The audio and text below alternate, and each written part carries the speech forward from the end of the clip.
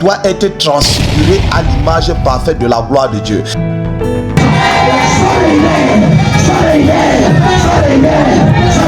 De la parole, de la manifestation de la puissance de Dieu et des déclarations prophétiques.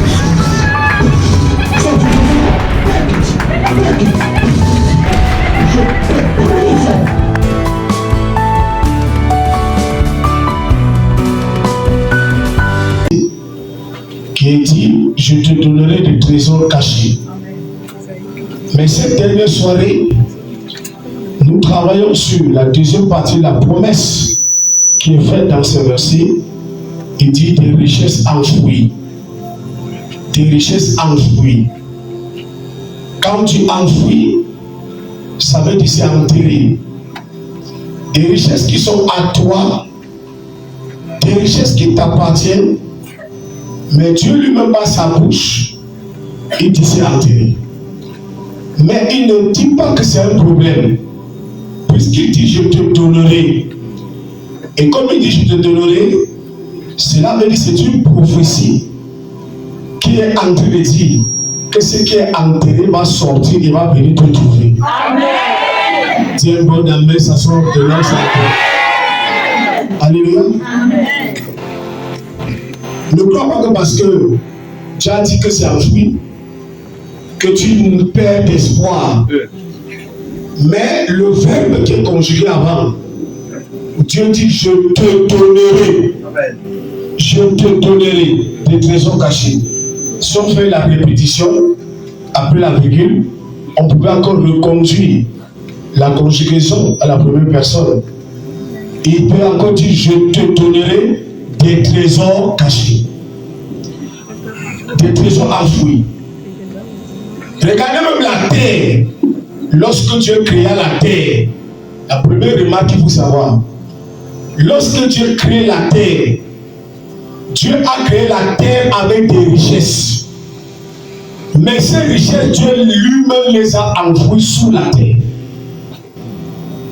Toute richesse, la majorité des richesses qui rendent puissants les hommes, qui rendent puissants les nations, sont des richesses enfouies dans le sous-sol. Les matières premières, telles que le pétrole, les bauxites, l'or, les mines, l'uranium, beaucoup de choses que les nations aujourd'hui sont en guerre, ces choses sont enfouies sous la terre.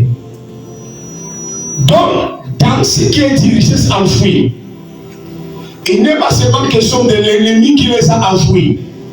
Lorsque Dieu dit de donner les richesses enfouies, il y a les richesses que lui-même il a enfouies, mais Dieu va te les donner. Amen.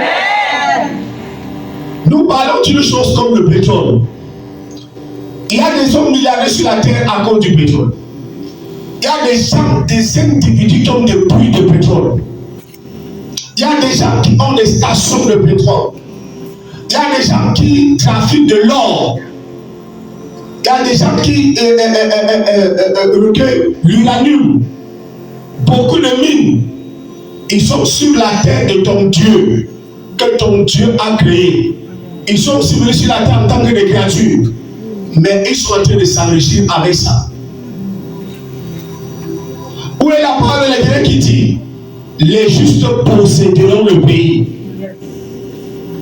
Où est la part du juste dans ce que tu as enfoui sous la terre? Où est ta part? Pendant que tu adores ce Dieu, tu sais ce Dieu, tu le loues, tu lui donnes tes offrandes, tu t'approches de son autel. Le problème des chrétiens, c'est parce qu'ils n'ont que le regard vers le ciel. Ils n'ont pas le regard sur la terre. Alors que leur Dieu, qui les a laissés sur la terre, il a laissé l'église sur la terre, ça fait plus de 2000 ans aujourd'hui. Il n'est pas fou, il n'est pas bête, parce que l'église doit jouir des grâces même que Dieu a mis sur la terre avant d'être enlevé pour le ciel. Yes. Dans l'église, il doit y avoir des pétroliers. Yes, amen. Je ne le sens pas des amen. Sur la terre, Et dans l'église, il doit y avoir des frères qui exploitent de l'or. Parce que c'est des richesses dès le commencement que Dieu lui-même a enfoui sur la terre. Donc, comme je te disais hier, l'ennemi a enfoui. Mais je vais ce soir te dire, il y a le premier à enfouir, c'est Dieu lui-même. Il y a des richesses qu'il a cachées. Regardez, là où nous sommes à Bouddha, il peut y avoir de l'or, du pétrole à Bouddha, mais l'ignorance des habitants de Bouddha, l'ignorance du gouvernement même camerounais qui supervise tout son territoire peut faire en sorte que depuis des années et des siècles que la terre de Bouddha existe et les gens marchent dessus. On enterre les gens sous la terre, mais il y a de l'or, il y a du pétrole. Et j'avais déjà prophétisé, Dieu m'a dit qu'il y a le pétrole dans le bambou tous. Et un jour, je vous le dis, ça sera à découvert. Mais tant que l'homme n'a pas découvert une richesse enfouie, je vais te dire qu'il y a des choses enfouies pour toi. Mais Dieu est encore dans le temps d'ignorance. Et le premier ennemi, ce n'est pas d'aller chercher, d'aller déterrer. On va déterrer quoi? Tu vas déterrer quoi quand tu ne sais pas qu'il y a quelque chose qui est enterré? C'est d'abord ton ignorance qu'il faut enlever. C'est de prier que Dieu t'ouvre les yeux. C'est de prier que Dieu t'annonce, que tu saches. Je vous ai donné dernièrement le témoignage d'un homme de Dieu qui est Copenhague, qui est aujourd'hui l'un des plus riches pasteurs dans le monde entier. Et je vous disais qu'il a offert 40 jets privés gratuitement à des personnes. 40 jets privés. Cet homme a posé une demande face à son église. Et il a dit qu'il a trouvé un terrain, que l'église doit acheter ce terrain. Mais le comité de l'église s'est opposé, disant que dans notre budget annuel, nous n'avons pas prévu chose pareille. Ça c'est un imprévu. On ne peut pas dépenser pour ça. Peut-être ils ont jugé le terrain et ils l'ont rejeté.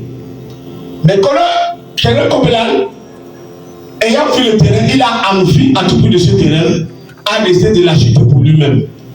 Et il allait puiser dans ses économies, il est parti payer ce terrain. Maintenant, quand les gens sont venus pour étudier le terrain, comment bâtir, mais quand les gens ont branché les appareils, les géomètres, les autres, tout et tout, ils ont découvert qu'il y avait le pétrole dedans. Et c'est ça qui le rend le plus riche parmi les hommes de Dieu dans le monde entier. L'église va dire quoi? Est-ce que c'est le bien de l'église? C'est pas le bien de l'église. Il s'est mis à exploiter le pétrole qui est sur son terrain. Maintenant les autres là vont venir, aide-nous.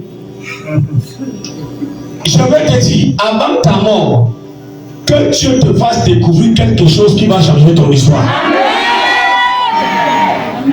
Je le dis et pendant que je le dis, que tes yeux s'ouvrent au nom de Jésus, que tu découvres la chose qui va changer ton histoire.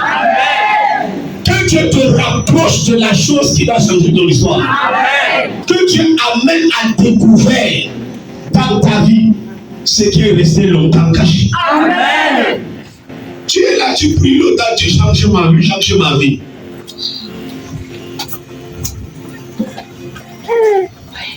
Le changement de ta vie vient par quelque chose. Même si on te raconte des prophéties, et puis ça sont les belles paroles. Et c'est beau, et c'est bien à entendre par tes oreilles. Mais il y a un certain niveau de soif. On n'a même pas besoin de promesses. On n'a pas besoin de prophéties. Mais on a besoin de réalité. Amen. Lorsque quelqu'un veut réellement un changement, et qu'il va prier Dieu, il s'écoute Dieu. Lorsque Dieu lui donne une promesse, il dit Seigneur, tu m'as trop promis des choses. Moi, j'ai soif de voir la réalité. Amen. Il a même Dieu à se lever. Il a même Dieu à opérer un changement. Et suivez le témoignage de l'homme de Dieu, ivoirien hier. Il dit qu'en 2008, il est allé voir l'homme de Dieu, le pasteur Oya Kilio, kilomètres, parce que Christ en a vu dessus. Il dit, pendant le service de l'homme de Dieu, il prophétisait sur les gens. Il priait pour les gens. Il donnait des paroles de connaissance, donnait des prophéties. De manière individuelle. Et lui, il était là. Il attendait que l'homme de Dieu parle sur lui. L'homme de Dieu le traverse, l'homme de Dieu ne parle pas. Il parle, il prophétise sur les autres. Mais Seigneur, je sors de la Côte d'Ivoire, je me suis venu jusqu'ici, tu vas me laisser rentrer comme ça. Il dit sur le champ, le Seigneur lui dit, j'étais déjà tout parlé. Et j'étais déjà tout promis. Et beaucoup ne sont pas encore réalisés parce que je te façonne, je te prépare pour les réaliser. Amen. Pourquoi veux-tu que j'ajoute d'autres promesses pendant que je suis occupé à accomplir les choses que je t'ai déjà parlé? Bien aimé, dans le christianisme, il y a beaucoup de gens qui veulent avoir la constipation des prophéties et des promesses. Et ça va se transformer en diarrhée. Et vous savez ce qu'on fait la diarrhée? Tout sort. Tu ne gardes rien de ce que tu as tellement aimé et dans ta gourmandise que tu as mangé. Tu perds tout. Il y a des chrétiens qui veulent que les prophéties, les promesses de Dieu, les promesses de Dieu. Je vais te dire jusqu'au niveau que tu as arrivé ce soir. Est-ce que ce que Dieu t'a promis, tu l'as déjà saisi? Il y a parmi les promesses de Dieu pour toi, des prophéties de Dieu pour toi, que un seul, si tu le saisis, un seul, que tu fais de cela tes rêves. C'est ça qui t'amène à beaucoup prier, à beaucoup gêner, à faire des sacrifices, des semences, comme je vous ai enseigné ici. Rien que ça, si ça s'accomplit, ta vie sera complètement changée. Amen. Mais tu veux que Dieu te parle, il t'ajoute des promesses. Et des fois tu les compares, tu oublies les autres, tu t'accroches à ce que tu viens d'entendre, alors que ce que tu viens d'entendre s'accomplira sur la base de l'accomplissement des premiers. On ne saute pas la CCP sur un C2 semaines pour se retrouver au Koumaïdé. Ce que Dieu veut faire pour toi cette année, ça te prépare pour les choses de l'année prochaine. Amen. Et si cette base n'est pas établie, tu n'auras pas cela. Tu veux le mariage, il y a des choses que Dieu veut d'abord faire dans ta vie avant le mariage. Et si tu as ton esprit focalisé sur le mariage, tu vas rater ton mariage parce que tu n'es pas préparé. Le temps que Dieu voulait te préparer par certaines choses que toi tu n'as pas saisi parce que toi tu veux seulement le mariage, tu es en train d'écrouler ton prochain mariage. Dieu veut te préparer dans ton caractère. Il dit que tu n'es pas, ton caractère n'est pas bien pour aller vivre avec une femme, ni pour vivre avec un homme. Et Dieu va d'abord travailler ta vie. Mais quand tu négliges le côté là, tu dis que je veux un mariage. Tu es un homme. Dieu veut d'abord te bénir, te donner peut-être un travail. Dieu veut te rendre un homme responsable. Mais tu vas prendre la fille de Dieu. Tu vas vivre tes malédictions avec elle. Partager tes malédictions avec elle. Elle va s'entrer dans la souffrance. Les choses, tu veux devenir un grand homme de Dieu. Dieu te prépare par la formation, par des petites choses. Il met ses bases avant que un jour, il ne puisse te poindre et te confier des grandes responsabilités. Ne regarde pas les promesses de Dieu sur les grades. Regarde aux promesses de Dieu par rapport au moment que tu es en train de vivre maintenant. Par rapport au niveau que tu as d'abord été élevé avant d'atteindre les grandes élévations. Est-ce que par là la ici? Donc, Dieu est le premier à enfouir certaines choses. Il y a certaines choses que Dieu te cache parce que tu n'es pas encore mature pour qu'il te les révèle. Est-ce qu'il parle à quelqu'un? Cette révélation, l'apôtre Paul a dit un jour que je connais un homme qui a été enlevé au ciel et jusqu'au troisième ciel. Et cet homme a entendu des choses qu'il n'est pas permis à un homme de dire. Ça veut dire qu'il y a les dimensions de révélation. Ce n'est pas n'importe qui que tu amènes à ce niveau. Il y a des choses que Dieu veut te révéler à toi. Mais toi là, Dieu attend dans 10 ans pour te le dire. Dieu attend un niveau spirituel de toi pour te le dire. Il y a un niveau de gloire et d'onction que Dieu veut déposer sur toi. Mais Dieu attend que tu sois mature, capable de gérer cette onction et cette dimension de gloire, parce qu'il ne veut pas te précipiter à la mort, à la chute, à partir de cette gloire qu'il va déposer sur toi. Dieu ne veut pas te scandaliser. Il y a même des niveaux de richesse. Quand tu regardes ton cœur, tu es encore égoïste, tu es encore ingrat. Et que si tu donnes ça, tu ne pourras même pas le servir avec ton argent. Tu vas d'abord travailler la circoncision spirituelle au niveau de ton cœur. Avant d'aller déterrer ce qu'il a enfoui lui-même de sa main. Et regardez, jusqu'à présent, on découvre encore des endroits là où il y a le pétrole. La terre a été créée depuis quand? Jusqu'à présent, un pays qui a été, délimité, qui a sa superficie, qui a son indépendance, qui a tous les paramètres de son gouvernement constitué, qui a tous les services. Mais on va découvrir une chose nouvellement après 60 ans, après 100 ans d'existence. Pourtant, il y a des suicides dans le pays, il y a des intellectuels dans le pays. Ça veut dire que Dieu ne donne pas la révélation de manière brutale. La révélation est évolutive. Amen. Même pour nous les prédicateurs, quand nous prêchons, nous grandissons dans la connaissance de Dieu. Amen. Ce qu'on a prêché l'année passée, tu te retrouves que cette année tu prêches, ça dit autrement. Toi-même tu peux rectifier, tu dis que j'étais dans l'erreur. On va dire que tu n'as pas rétrogradé, mais tu as été éclairé. Amen. Tu comprends à ton niveau. Amen. Donc il y a des révélations enfouies que Dieu veut déclarer de ton niveau. Il y a des connaissances enfouies, il y a des richesses enfouies, des richesses spirituelles, des richesses matérielles, des richesses financières que Dieu veut déterrer et détourner. Et ce soir, la prière, c'est grâce sur toi. Amen. Je prophétise sur ta vie. Amen. Je libère cette grâce sur toi. Amen. Tu vas commencer à récolter à partir de ce week-end, à partir de demain, à partir de la semaine prochaine. Amen. Ange des Dieu. Toi qui m'as envoyé, Seigneur, comme oh Dieu libérateur. Toi qui m'as donné la grâce de bénir ce peuple, de libérer ce peuple. Comme je soulève ma main, qu'il y ait atterrissage, Seigneur, de 428 anges maintenant ici. Anges de Dieu, je vous demande maintenant 428. Atterrissez ici maintenant. Créez 4. Makatu, Makataka, Lekoruba, Likasata, Lekotobra.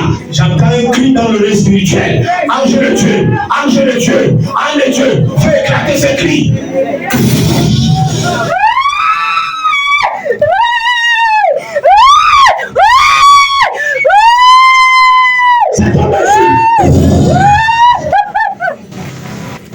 Libérez-les.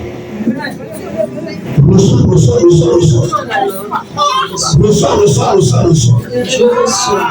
Là-bas derrière, en Dieu, libère là-bas. Reçois.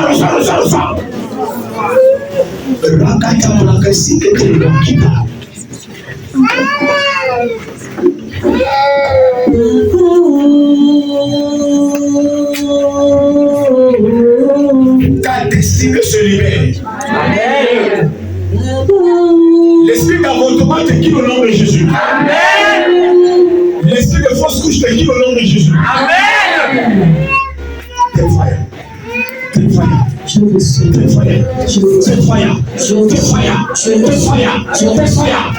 Take it.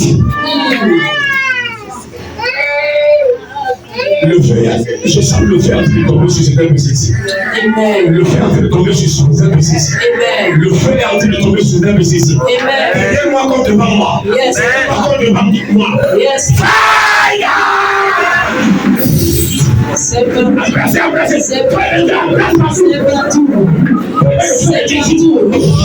Yes, Lord. Fire! Yes.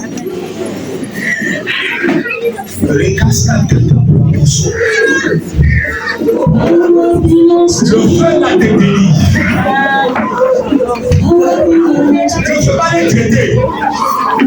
Le feu va les traiter.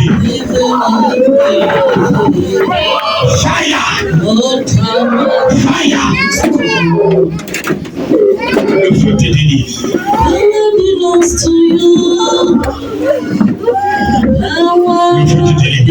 to you. Regarde-moi, tu es la physique. Quel jeu? Yes. Le jeu physique. Yes. Voilà ça. Voilà ça. T'as levé ici. Il y a deux personnes que le feu va libérer maintenant ici. Amen. Le feu va libérer deux personnes dans la rangée ici. Je vois le feu. Je vois le feu. Je vois le feu. Fire! Reçois le feu. Reçois le feu. Reçois le feu.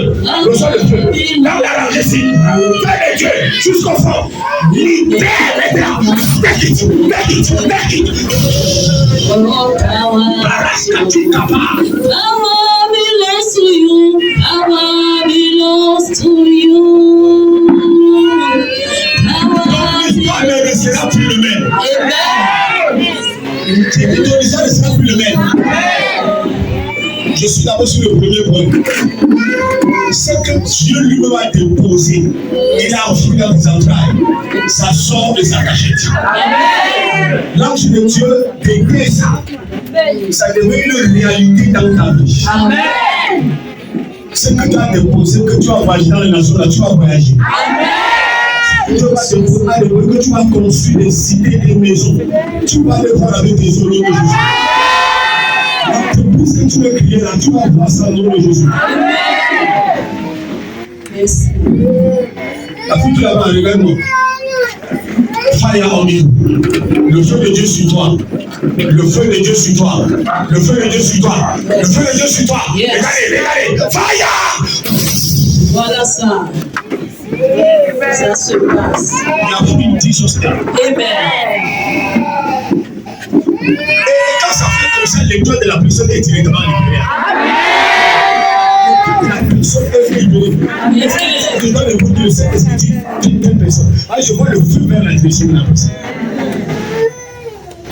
Et Dieu veut ôter la main de l'ennemi et libérer l'étoile et restaurer ta destinée. Amen. Dis ce soir, Seigneur, restaure ma destinée. Seigneur, ce soir, restaure mon étoile. Seigneur, ce soir, libère les entrailles. Je dois accoucher. Je dois accoucher. Alléluia.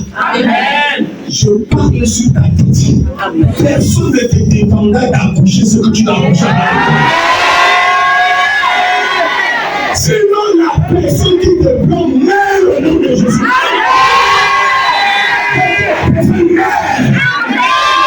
Qui te laisse accoucher ça au nom de Jésus.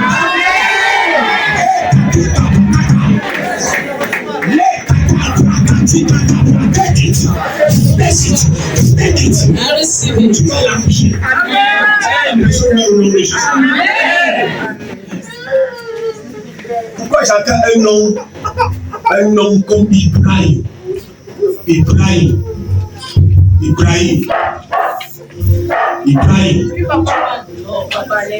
À l'intérieur? Oui, Ibrahim c'est qui? C'est mon grand frère. Ton grand frère s'appelle Ibrahim. C'est comme le nom du musulman, mais ton grand frère il est musulman. Il est parti à Abam, arrivé là-bas. Il est entré dans l'islam. Et il s'appelle Ibrahim. Oui, papa.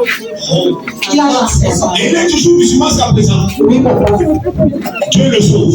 Amen. Tu veux qu'il reste musulman, mais tu veux dire que tu es chrétien. Papa, je veux qu'il devienne chrétien. L'ange de Dieu est là-bas. Amen. Yes. Je vais te donner un signe. Je vois le chiffre 2.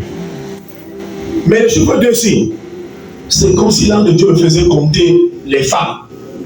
Oui, papa. Nous sommes deux filles à ma maman. Oh, ça. Vous êtes deux frères à ta maman. Oui, papa.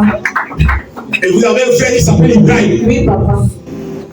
Allez que je parle, l'ange de Dieu est déjà là où il est là-bas. Amen. Je donne 3 mois, tu as entendu une histoire concernant Ibrahim. Amen. Et cette histoire que Dieu va faire produire, ça sera pour le ramener. Pourquoi je le vois séparé de la famille? Il a abandonné la famille. Non, papa, c'est... Ma maman l'a eu avant le mariage. La maman? Ma maman l'a eu avant de se marier. Il est à part. Yeah.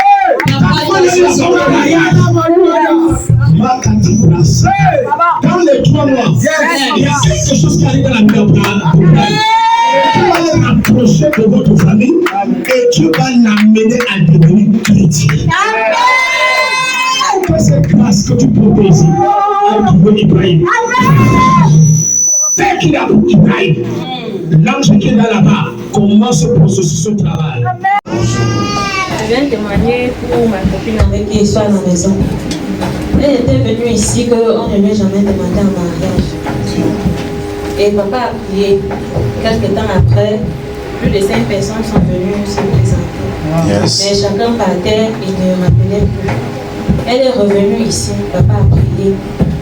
Et papa a prié et il a scellé la bague de mariage. Il y a 2 jours, donc papa m'a d'abord demandé que le type que je vois noir, qui te dépasse un peu en taille là, tu ne le connais pas. Il a dit que je vais le connaître.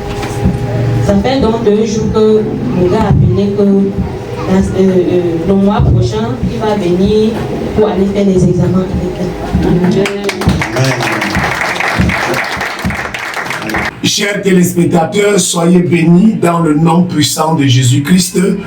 Je suis le prophète Bobé Emmanuel et je suis fier de ce que vous suivez nos émissions sur Grâce TV et je viens comme ça vous communiquer le programme de nos rencontres hebdomadaires.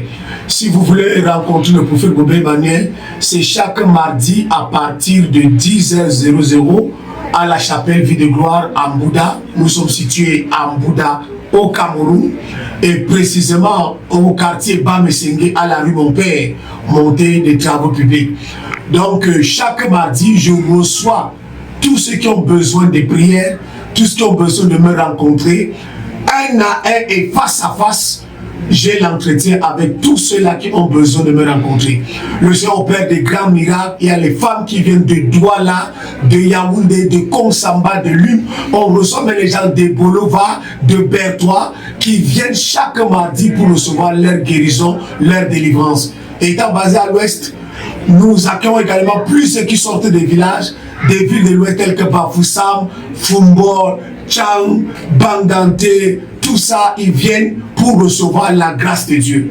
Les femmes qui ont besoin de fruits des entrailles, venez, la grâce de Dieu qui est sur ma vie va vous bénir. Parce que cette grâce, je la porte de mon père spirituel, le prophète Sam Eric. Et cette grâce bénit déjà plusieurs femmes qui ont témoigné et qui sont venues témoigner avec leur bébé en main. Donc nous vous interpellons. Venez chaque matin à partir de 10h00 et vous serez bénis. Notre culte d'enseignement, c'est mercredi à 17h00. Nous enseignons la parole de Dieu pour permettre aux fidèles de grandir dans la foi. Sans la parole, vous ne pouvez pas être bénis, vous ne pouvez pas être prospérés et vous ne pouvez pas aussi être sauvés.